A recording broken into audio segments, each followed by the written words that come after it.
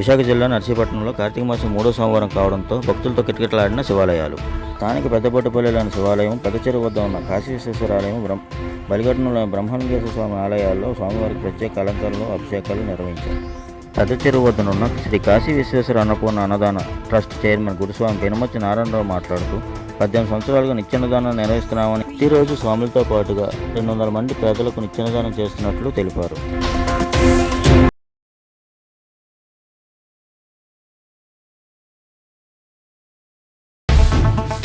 విశ్వేశ్వర అన్నపూర్ణ అన్నదాన ట్రస్ట్ అభివృద్ధి చెందిన గత 18 సంవత్సరాల నుంచి ఈ కార్యక్రమం జరుగుతుంది. భక్తులు ఒక సంవత్సరం పెరుగుతున్నారు. ఈ సంవత్సరం పెద్దల సహకారంతో, గ్రామ పెద్దల సహకారంతో ఈ కార్యక్రమాలు జరుగుతున్నాయి. భక్తులు సహాయ సహకారాలతో ఈ శివస్వాముల కార్యక్రమాలు, నిత్య అన్నదాన కార్యక్రమం జరుగుతుంది. కార్తీక మాసం ఈ 50 రోజులు కూడా ఈ అన్నదానం, నిత్య అన్నదానం కార్యక్రమం జరుగుతుంది. పుట్టినరోజులు కూడా 360 రోజుల్లో సోమవారాలు కూడా జరుగుతుంది ఈ కార్యక్రమం. ఈ సంవత్సరం గత 18 సంవత్సరాలకి ఈ సంవత్సరం 200 మంది స్వాములు, శివస్వాములు పెరిగారు. ఈ కార్యక్రమం చాలా చక్కగా జరుగుతుంది. భక్తుల సహకారం కూడా పరిపూర్ణంగా అందుతుంది. పరమేశ్వర సంకల్పం, శివ సంకల్పం జరుగుతుంది.